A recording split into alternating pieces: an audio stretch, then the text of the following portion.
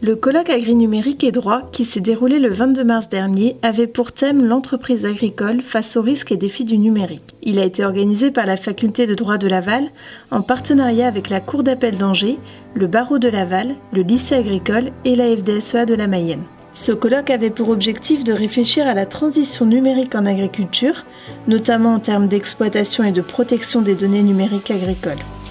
En effet, les robots, les drones, les logiciels d'intelligence artificielle et autres objets connectés décuplent le nombre de données produites au sein des exploitations agricoles, tant les données professionnelles que les données foncières. Les possibilités de développement de nouveaux services innovants pour les acteurs du monde agricole sont infinies et la collecte des données, non encadrées juridiquement, inquiète et questionne.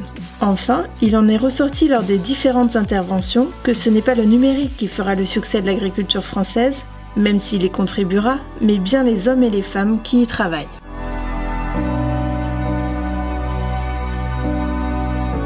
Je pense que le numérique, c'est l'avenir, j'en suis absolument convaincu, c'est des grands progrès. Je me dis, attention au technicisme. Alors vous vous dites, mais pourquoi il a mis cette image? Rituel fait, il y a nos petits papiers là, qu'on dépouille là, manuellement, etc. Alors qu'il y a des pays qui votent de manière numérique. Le dernier bureau de vote français fait à 20h. À 20h01, on a à moins de 1% près le résultat du vote. Il y a une élection, les Américains votent numérique, 3 jours après, c'est toujours pas gagné. Donc le numérique, c'est bien, mais il y a des cas, peut-être qu'il faut pas. Et deuxième élément, je suis un agronome au départ, un agronome de la plante et du sol. Je crois que le numérique est un outil, mais il ne faut pas perdre le sens de l'histoire qui est d'aller vers une agriculture plus naturelle. Donc une agriculture plus systémique, plus préventive. L'agriculture de précision, c'est un élément, mais ça ne change rien au paradigme. Et enfin, et ça a été dit dans l'introduction, j'ai eu plaisir à l'entendre, le succès de l'agriculture française, auquel je crois beaucoup, le succès de l'agriculture française, le numérique va l'aider, mais ce n'est pas le numérique qui fera le succès. Le succès, c'est les hommes et les femmes, les agriculteurs et les agricultrices, avec leurs envies, leurs plaisirs, leurs compétences, le fait qu'ils sachent travailler ensemble, comme dans une entreprise. Merci. Vous allez intervenir au sein de ce colloque, quel va être le sens de vos propos?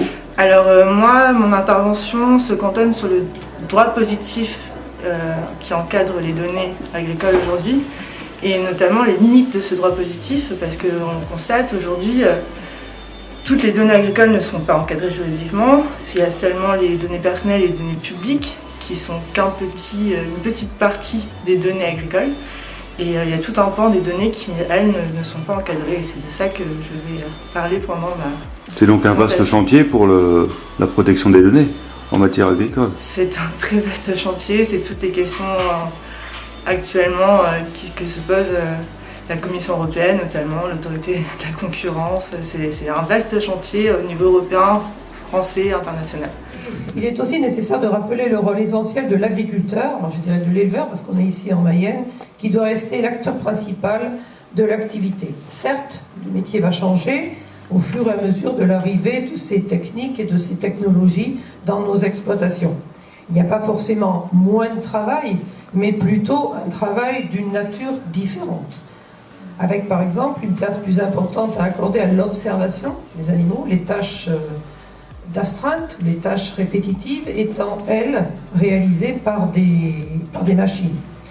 De même, les capteurs et objets connectés ou les outils d'aide à la décision ne remplaceront jamais complètement l'humain, l'œil du maître, qui sait observer ces animaux, même si j'ai reçu pendant la conférence un mail en anglais de mon fils qui est très à l'affût de ces sujets-là sur un objet de reconnaissance faciale des porcs pour appréhender leur bien-être d'un seul coup d'œil.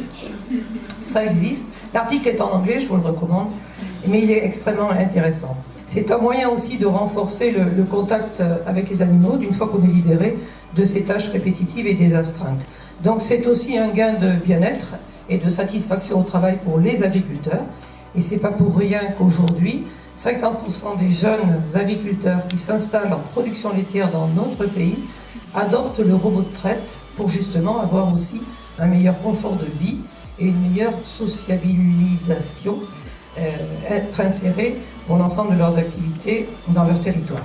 Nous avons encore beaucoup à découvrir pour rentrer dans toutes les potentialités d'une part et tous les enjeux, notamment en termes juridiques, commerciaux et de transformation.